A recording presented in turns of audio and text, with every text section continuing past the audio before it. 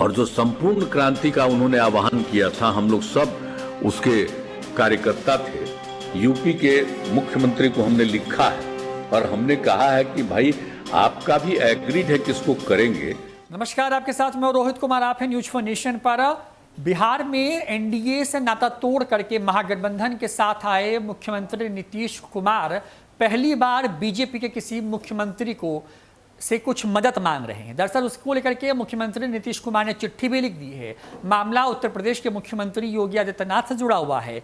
कुछ कहानी ये है कि बिहार के सारण जिले में सिताब दियारा नाम की एक जगह है, जो कि लोकनायक जयप्रकाश नारायण की जन्मस्थली है। उसका विकास बिहार सरकार कर रही है, लेकिन एक हिस्सा उसका उत्तर प्रदेश में है और वहाँ पर विकास का कोई काम नहीं हुआ है।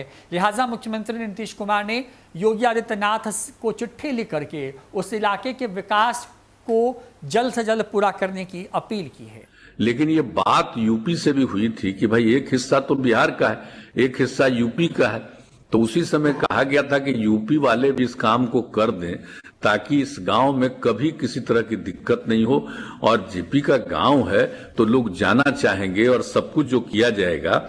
और आपको तो मालूम ही ना भाई कि कितना कितना काम हुआ है। उनके जो पुस्तकालय, ये स्मृति भवन सब पुस्तकालय का जो निर्माण किया गया है और जिसका उद्घाटन हो गया था 18 जनवरी 2018 को, तो उसमें आप जानते हैं ना कि लोकनायक के जीवन और संपूर्ण क्रांति से संबंधित 500 मूल छाया चित्रों को प्रदर्शित किया गया।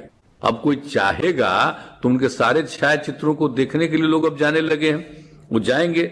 और फिर उन पुस्तकालय में लगभग 800 पुस्तकों का संग्रह किया गया है, जो लोकनायक के जीवन और जो संपूर्ण क्रांति का उन्होंने आह्वान किया था। हम लोग सब उसके कार्यकर्ता थे और उनके नेतृत्व में ही हम लोग सब जो लगे हुए थे। तो ये सब चीज तो है संपूर्ण क्रांति और जो समाजवादी आंदोलन उनका था। तो इन सब चीजों के बारे में एक बिल्कुल सारा सब कुछ वहां पर 800 पुस्तकों का है। और उसके अलावे लोकनायक एवं संपूर्ण क्रांति से संबंधित विभिन्न संस्थाओं द्वारा निर्मित जो फिल्म है 28 सीडी का संग्रह किया गया। तो ये हर चीज किया गया। तो लोग आएगा देखेगा ना भाई, इलाज का भी प्रबंध होगा, आने का रास्ता, और उसके बाद जिस तरह से कोई दिक्कत होती थी उसके चलते कोई इस गांव में किसी भी प्रकार के सिताब दियारा को किसी तरह का दिक्कत नहीं हो, तो इसके लिए सब काम किया गया। लेकिन हम लोगों की तरफ से तो जो काम है और आगे भी हम लोग काम करने ही वाले, लेकिन बाकी हमने पुनः यूपी के मुख्यमंत्री को हमने लिखा है और हमने कहा है कि भाई आपका भी एग्रीड है कि इसको करेंगे।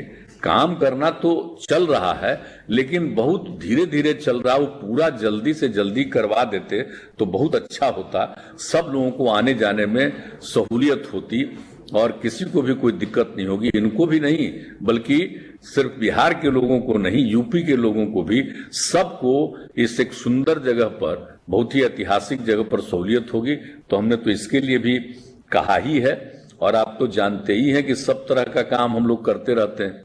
बता दें आपको कि जब योगी आदित्यनाथ विधानसभा का चुनाव जीत करके फिर से बने थे उत्तर प्रदेश के मुख्यमंत्री, और जब उनका शपथ ग्रहण कार्यक्रम हो रहा था उस कार्यक्रम में शामिल होने के लिए पहुंचे थे नीतीश कुमार। उस वक्त उनके रिश्ते प्रधानमंत्री नरेंद्र मोदी के साथ साथ बीजेपी से बहुत अच्छे थे, लेकिन हाल के दिनों उसके बाद के वक्त में जो संबंध बिगड़े तो इतने बिगड़े कि उन्होंने एनडीए से खुद को अलग कर लिया और फिर से महागठबंधन के साथ जाकर बिहार में नई सरकार बना दी।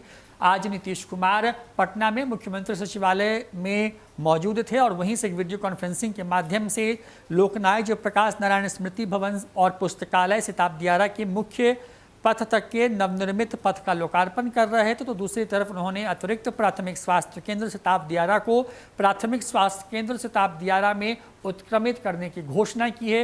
ये सब कुछ तब हुआ है जब अमित शाह बिहार आ रहे हैं 11 अक्टूबर को, और अमित शाह बिहार में एक महीने के अंदर दूसरी दफा पहुंच रहे हैं। और इसको लेकर के एक तरफ जहां बीजेपी का जोश हाई है तो दूसरी तरफ नीतीश कुमार और तेजस्वी यादव भी जो है बीजेपी पर निशाना साधने का कोई मौका नहीं चूक रहे हैं। फिलहाल इस वीडियो में इतना ही। नमस्कार।